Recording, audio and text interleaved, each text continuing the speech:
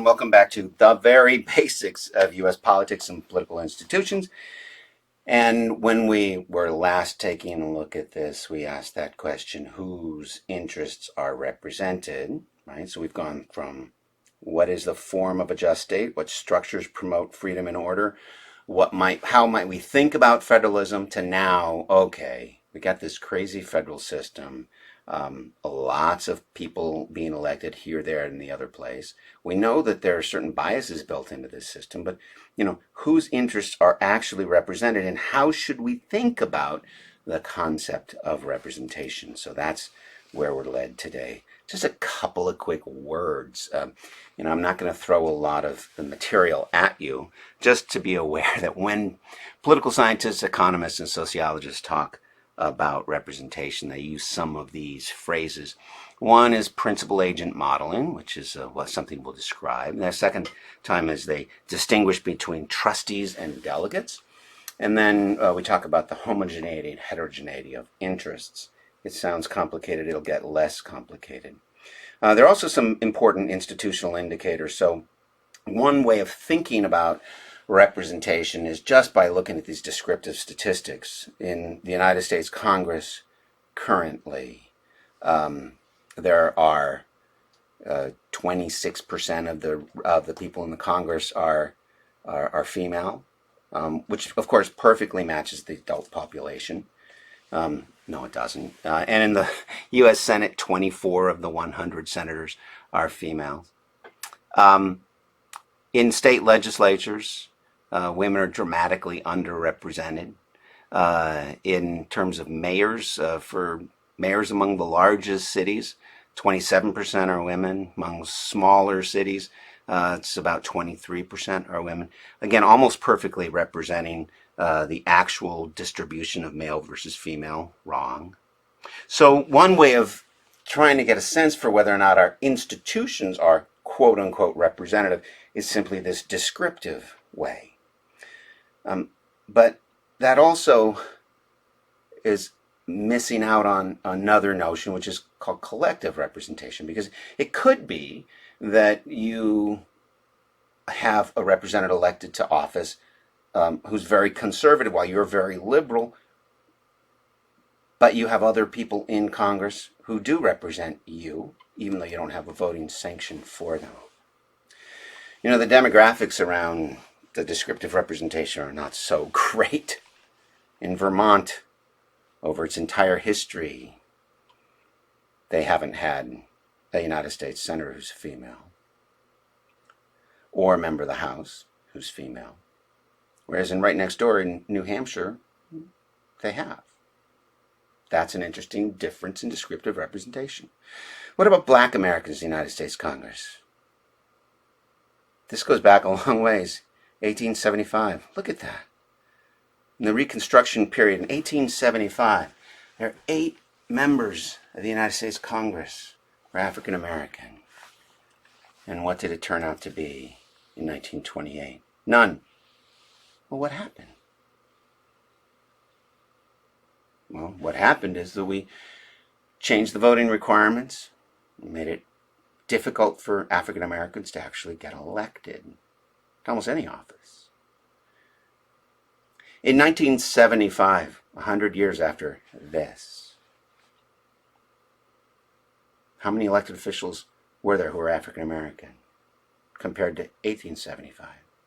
One of the sad truths is there were more black elected officials in the United States, all levels of government, state, local, and federal. There were more black elected officials in the United States in 1875 than there were in 1975.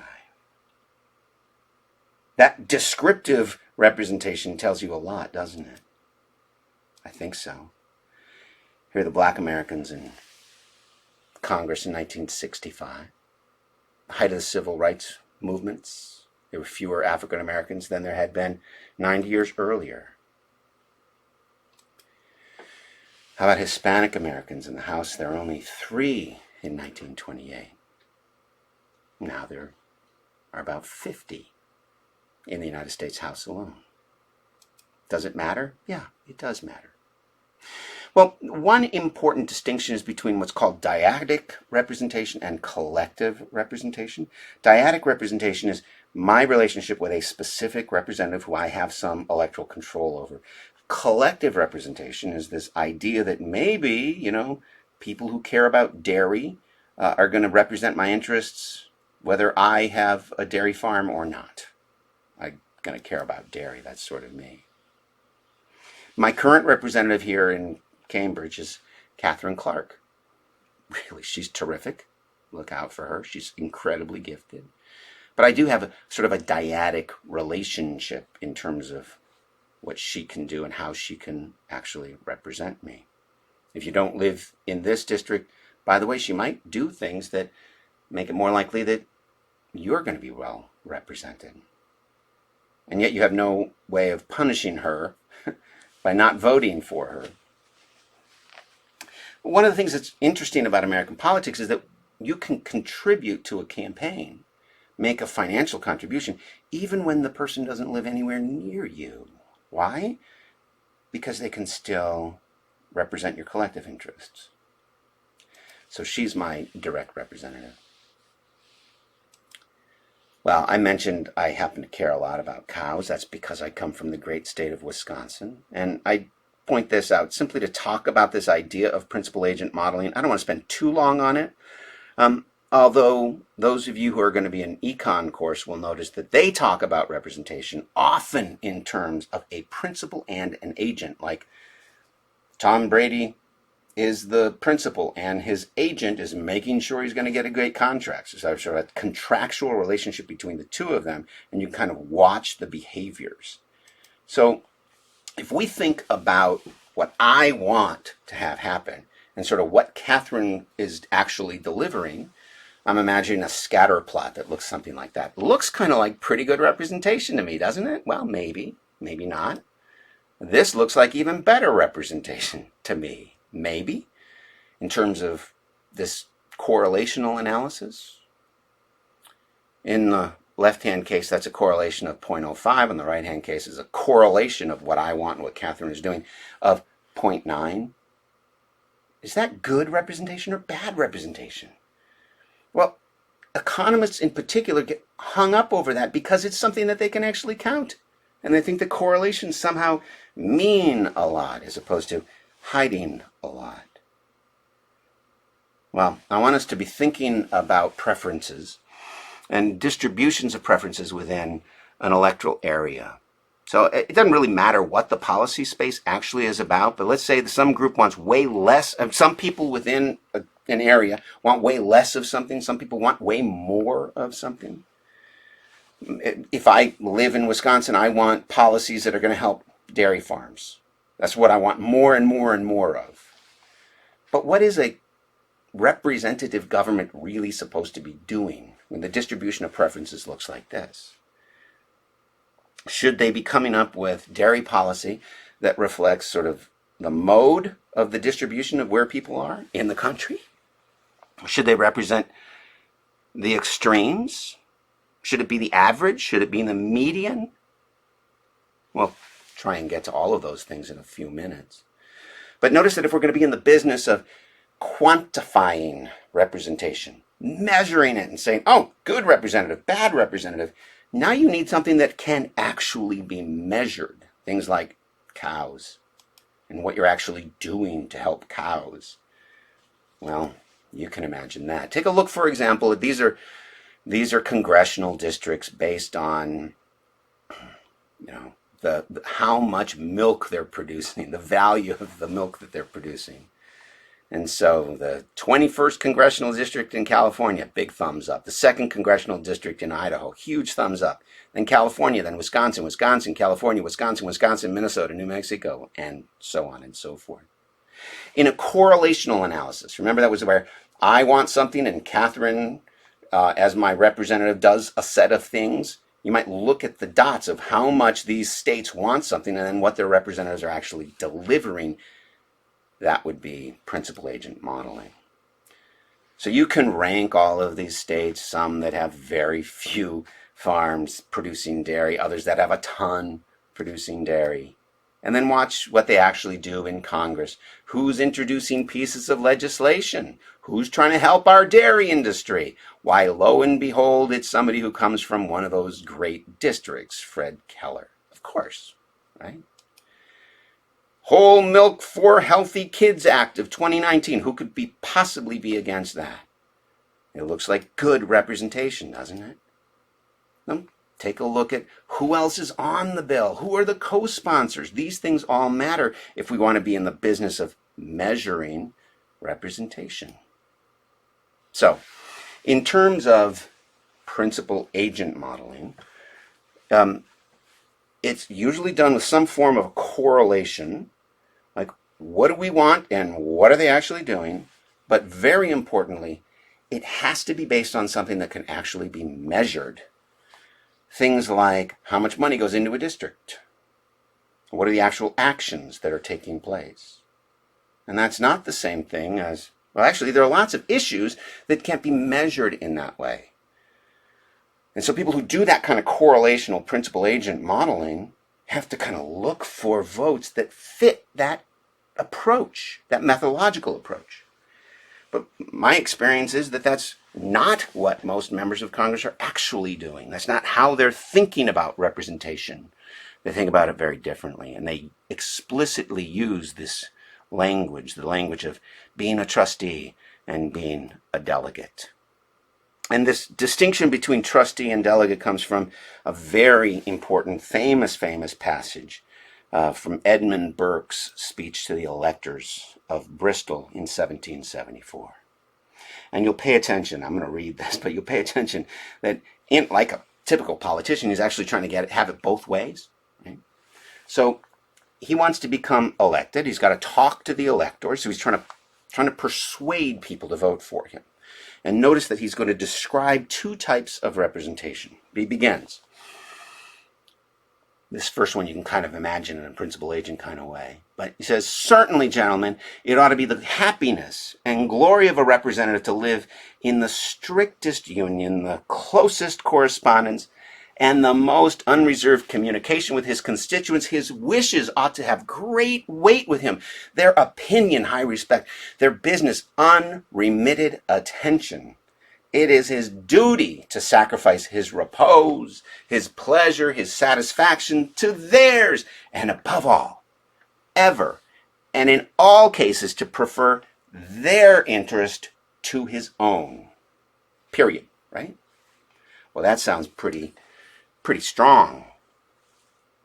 That ends up being known as delegate representation. You're doing what I'm telling you to do. It's almost like public opinion polling. Let's take a poll and figure out what should I do here. I'll do whatever they tell me to do. Because your interests are so important, much more important than my own. Delegate representation is also something that can be measured. What do people say they want? What do they show they want? And what are you actually doing? People say they want people who are delegates, but even more than that, they kind of want somebody who's the next part of this sentence. Because after laying out to the electors at Bristol this perfectly crystal clear idea about sacrificing his repose and pleasures and satisfactions to theirs, he comes along with that magic word that you always have to pause when your children or grandchildren say it, but. And everything that follows after that word but ends up being known as Burkean representation or trustee representation.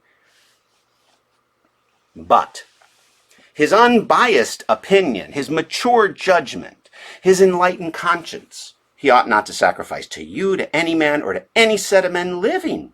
These he doesn't derive from your pleasure, no, nor from the law and the Constitution. They're a trust from Providence, which is God, for the abuse of which he's deeply answerable. Your representative owes you not his industry only, but his judgment, and he betrays you instead of serving you if he sacrifices it to your opinion. This is called trustee representation. It's Burke's way of saying, you know what? Sometimes I'm going to have to do something that you don't want me to do because I know it's the right thing to do. How do I know it's the right thing to do? Well, it's part of my belief system. It's a trust from Providence. It's above and outside of the law or the Constitution. And think about it, if you were in office, I'll bet there are some things yourself that you would want to vote for or against, no matter what the people back home actually said. So a delegate representative, do what you're told to do by your constituents. You measure it by something like a correlation coefficient, and that can tell you, whether or not you're doing a good job as a representative and whether you should be returned to office. But a trustee representation is when you're doing what you think is in the best interest of the constituents, and your judgments are based on your belief systems. Those could be like religious or ideological or a blend of both. And this type of representation is really difficult to measure. Well, what do you think? Do you think we need elected officials who are delegates, do what you're told to do? Or trustees? There's a lot of literature written on this. Very interesting work. Much of it comes down to this idea that when you ask people what they want to elect somebody who's just like them, who looks like them, who sounds like them, kind of talks like them, but who's better. Someone who's maybe a little smarter, works a little harder, doesn't have skeletons in the closet. In other words, they want a delegate, someone just like me, someone who thinks like me, but a better. Someone who might be a little more future-oriented. People want both. And when you're in public office, you are balancing these demands at all times. Notice, though, that it's difficult to measure trustee representation. Okay, those are the basic concepts we needed to get away. And now I want to take you back into this idea about the distribution of preferences.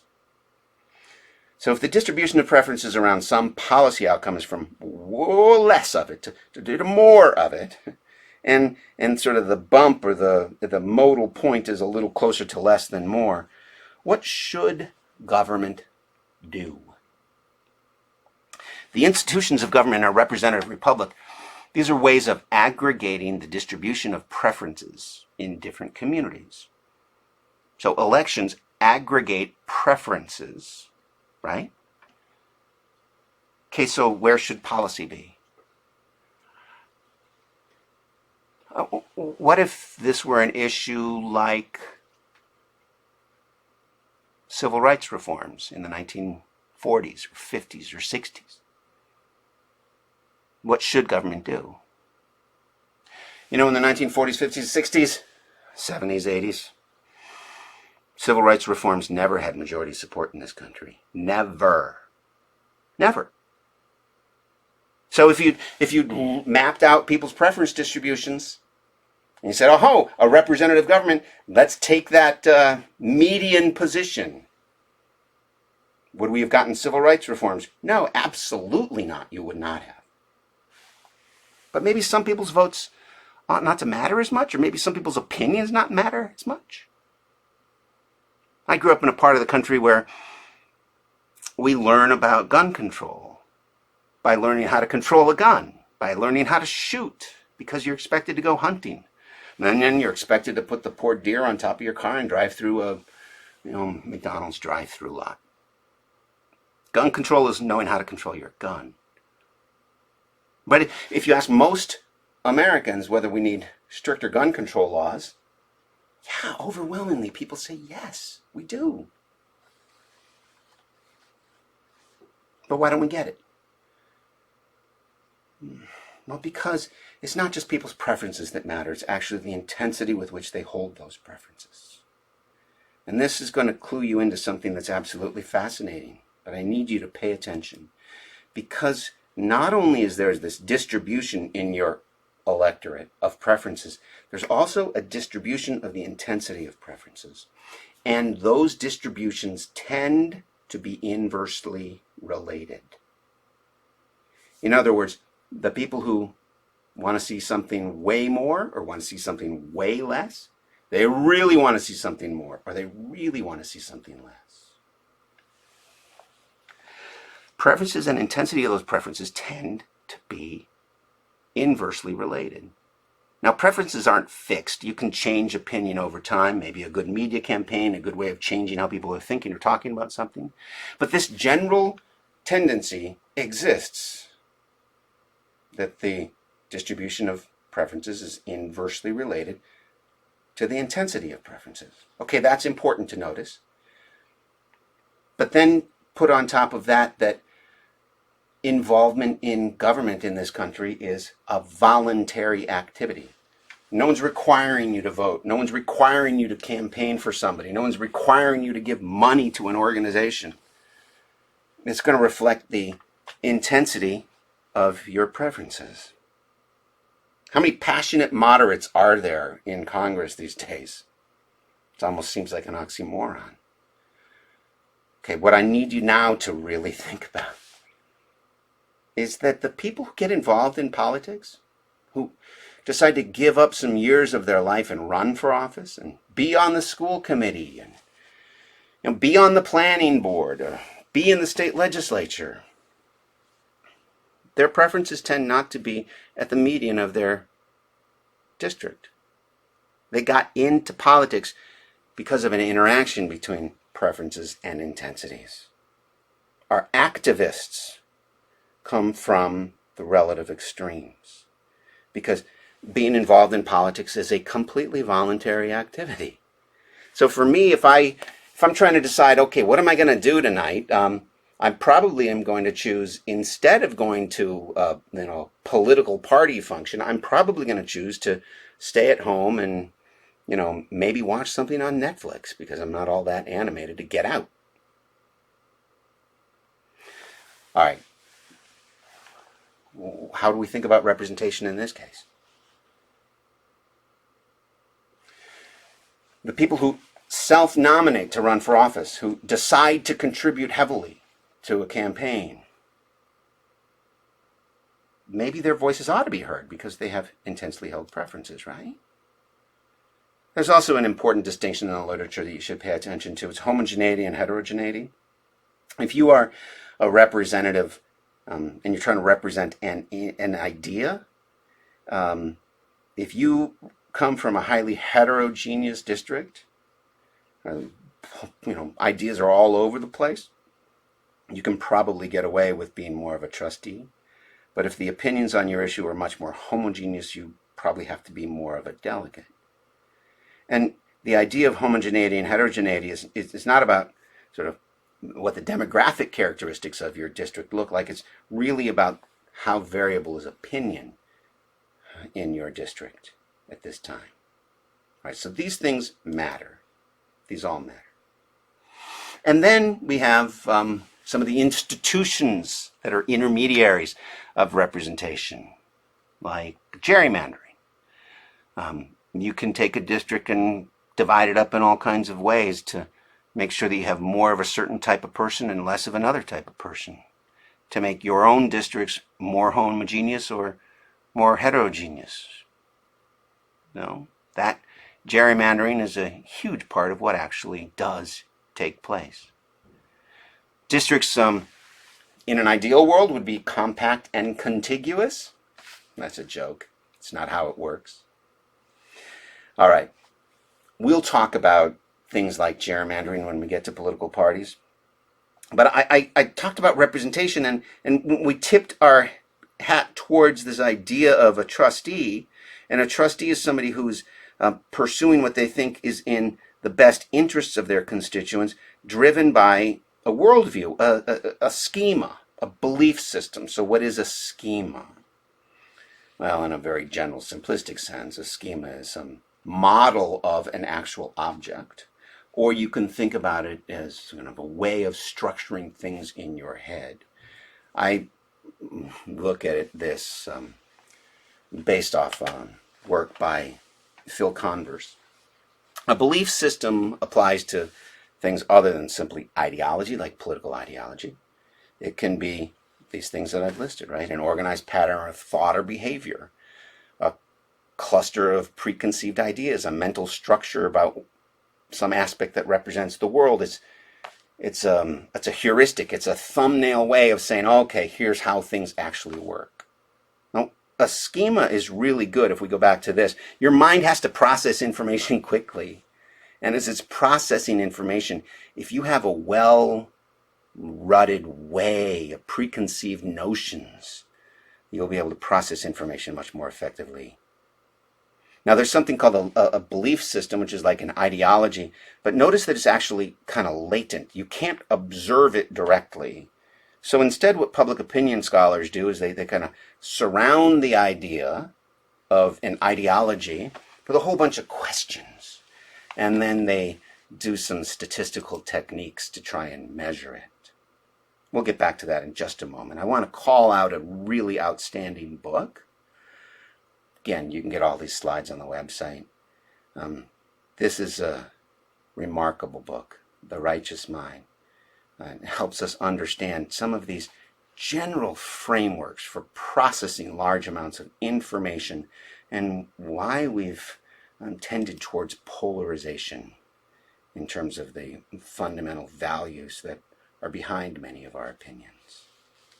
Again, government is what? It's the authoritative allocation of values. So whether we're thinking about representation as, oh, how many cows and what are you doing? That's descriptive, sort of kind of delegate representation. Fine, that's one way of measuring it. But really what's going on most of the time is betraying or animating somebody's deeper ideological preferences, whether they're liberal or conservative, whether it's with a sense of respecting authority or a sense that you can't trust authority. Okay, back to this idea of a latent belief system, which might be those categories we just saw.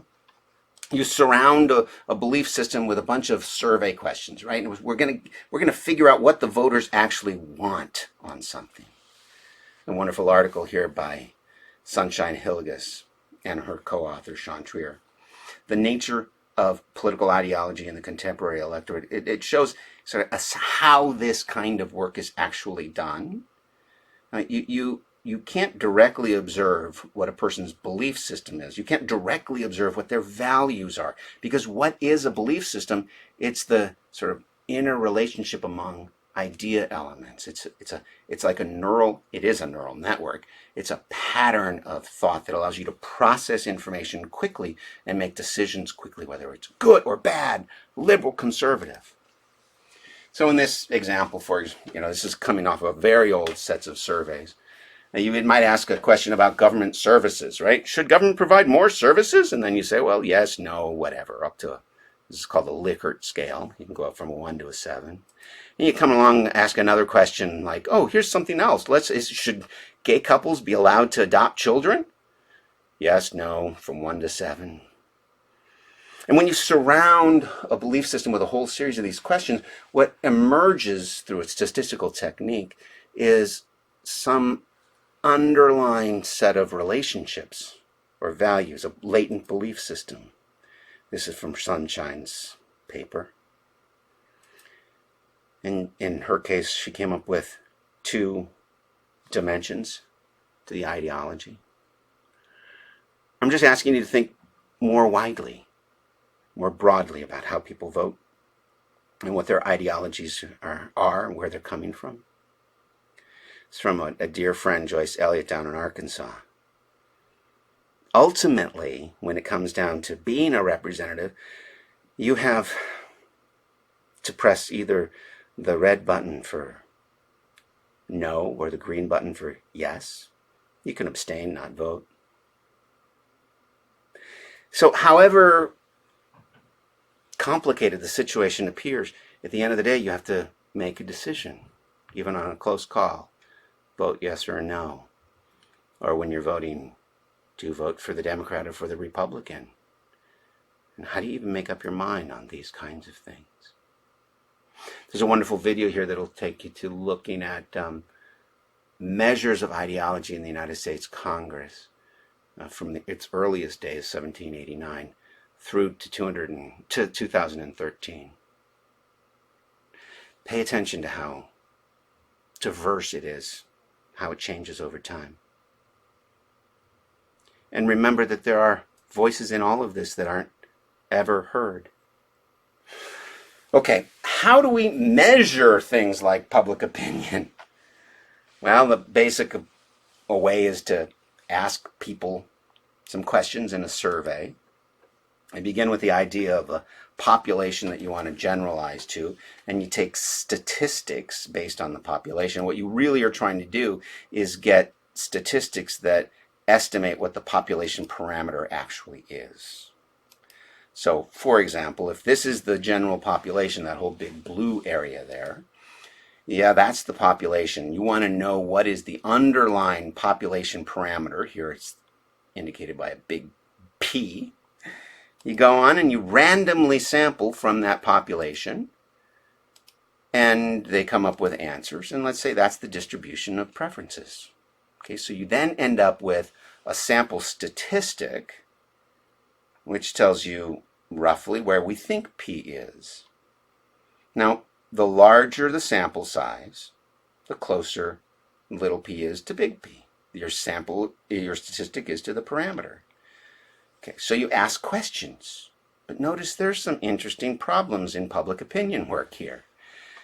Because it turns out that not everyone is the same, and not everyone is equally likely to be asked a question. The New York Times, in the 2018 election cycle, did a remarkable thing. They decided to publish their attempts at calling people. And so what you end up with is a clear-eyed view of how many phone calls you have to make in order to get responses. And what we end up with is the stunning reality that most public opinion polls can't be trusted, because it's not the case that everyone is equally likely actually to get called. Here's a case where they called 28,000 people and got 467 responses. Do you believe that the 467 people who actually answered were like the people who didn't answer? Well, if you're calling on a landline telephone, you're unlikely to get anybody under the age of 40 these days. And you're really limited in terms of calling on cell phones because of old regulations that are still in place about randomly dialing anybody on a cell phone is prohibited. Who do you get? You get my mother up in Appleton, Wisconsin. She has a landline. She'll answer it. So if you know there's going to be bias built into your sample, how do you deal with that? You try and weight things. You weight it based on how many people you actually saw responding to you who are from the green category, for example, or from the blue category. Maybe the red category is way oversampled. Let's have them count less. What we have now is public opinion polls that are run by firms that, for the most part, don't tell you what their mix will look like in their weighting schemes. Many of them won't tell you how much of them came from online recruitments or online surveys or cell phone surveys. You kind of have to just trust them. And the very best of the polling outfits do a tremendously good job, but most of them that are sort of fly-by-night, working for a campaign, getting the headlines on Morning Joe, no, their survey methodology is incredibly weak. When I was a grad student at the University of Michigan a million years ago, well, 35 years ago, and first taking a survey course, we were told that you shouldn't publish a survey if you have a response rate of less than 60%. Be very careful. You can't generalize that the 60% you're reaching are like the 40% who are not reaching. And by the way, especially on a poll about politics, because answering a political poll is itself a political act. By the time I got my PhD in 92, that rough estimate was, don't publish a poll if your response rate is less than 20% of the people you're trying to reach. Wow. Well, today, polls are being published all the time with response rates of well under 1%. You think that's reliable? Don't tell me. Don't tell me. So what can you do? Well, you have to be able to somehow count for intensities. What are you going to do? How do you think about these kinds of things? There's a rise now of recruited sampling. Doesn't solve the problem. And I do think that much of the public opinion polling out there is kind of beside the point. If you're an elected official, do you need a public opinion poll to tell you what to do? I guarantee you that's not how members of Congress even think about their constituents. They think about what I call exemplars. They think about people back home in the district who they can trust on, medical issues. I know she's a good doctor. We talk to her all the time. She kind of represents this interest. There are exemplars in every congressional district. You don't have to do a poll of the people back home. You're looking out for cues in your electorate. Who do I listen to? Who do I trust? Now, if you want to get a sense for what people actually believe, pay attention not to what they say, but pay attention to what they're actually doing. The reason Facebook's been so incredibly powerful in presidential campaigns in the last decade is we can measure what people are actually doing. It's coming up on dinner time, but I have a few more of these to do, so I'm going to keep going. But even now, I'm a little hungry. If you ask me, so David, what do you think about world hunger? I would tell you I'm against it. But then if you actually watch what I do, you wouldn't believe the stuff I eat. And you wouldn't believe how little I do to actually alleviate hunger, among others. So there's what people say, which maybe you can measure in a poll. But if you want to understand people, watch how they behave. That's the whole next dimension of representation. And when you're in public office, you will have to decide, am I going to be a trustee? Am I going to be a delegate? When? How? But ultimately, you need to try and figure out what it is that people want and say they want. And for that, pay attention to who's showing up and watch what people actually do. So, the reality is, whose interests are represented? Well, this interesting interaction between intensity and preferences. If we go back to thinking about the founders, they would tell you that they were really frightened by direct representation, and they thought of factional groups as ways of being kind of intermediaries, maybe. And that's where we're going to turn to next. We have these interests. We know that there's bias in it, but it's an activist bias. And maybe that's not a bad thing. It depends on what your value set actually is. So what we need to turn to next. A quick view, I hope, maybe not too long. How do parties and interest groups harness factions? It'll take us back to the Federalist Papers, and then we'll finally move on to the first three branches of government. But for now, let's close this chapter on representation, and we'll get to parties and interest groups next. Thanks.